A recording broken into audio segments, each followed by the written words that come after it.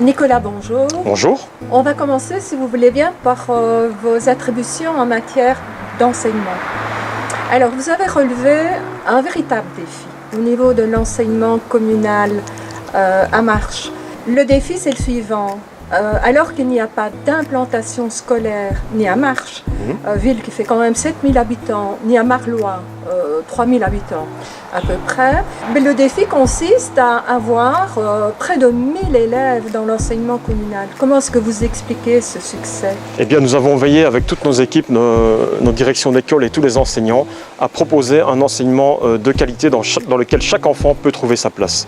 Alors à Aï, par exemple, nous veillons à faciliter le passage de la crèche à l'école maternelle. À Humain, nous proposons un enseignement inspiré de la pédagogie Freinet.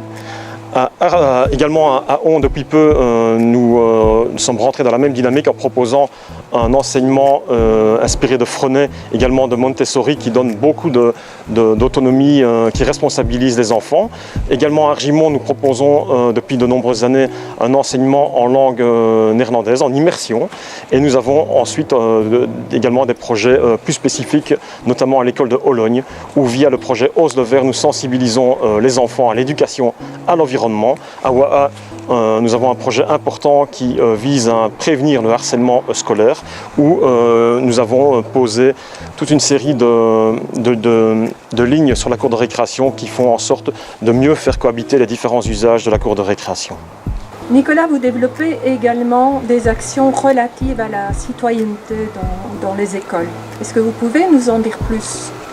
Eh bien, par exemple, nous avons lancé en 2017 un conseil communal des enfants qui regroupe des représentants de chacune des 13 implantations de la commune de Marches, enfants qui ont été élus par leurs copains de classe et d'école et qui ont pu développer tout au cours de cette année scolaire 2017-2018 toute une série de projets importants. Je pense notamment à ce qu'ils ont fait en matière de sensibilisation à l'environnement, à la sécurité routière, au secourisme.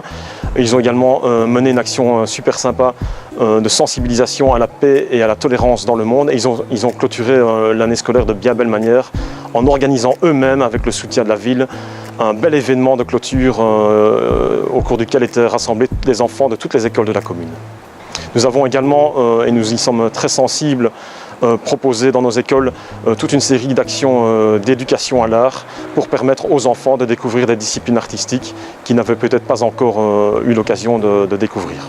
Alors, vos attributions concernent l'enseignement communal. Néanmoins, j'observe que vous êtes intéressé à l'ensemble des réseaux. Oui, effectivement, notre commune est pouvoir organisateur du communal. Ça ne l'empêche pas, évidemment, de travailler pour l'ensemble des enfants de la commune, quelle que soit l'école ou le réseau qu'ils fréquentent. Nous faisons, par exemple, au travers de la distribution des repas chauds dans toutes les écoles communales et libres. Nous le faisons encore au travers de la participation des écoles au brevet du cycliste. Il y a nos écoles de devoirs qui remplissent un rôle très important dans les villages. Et nous avons évidemment le conseil communal des enfants qui est ouvert à l'ensemble des écoles de la commune.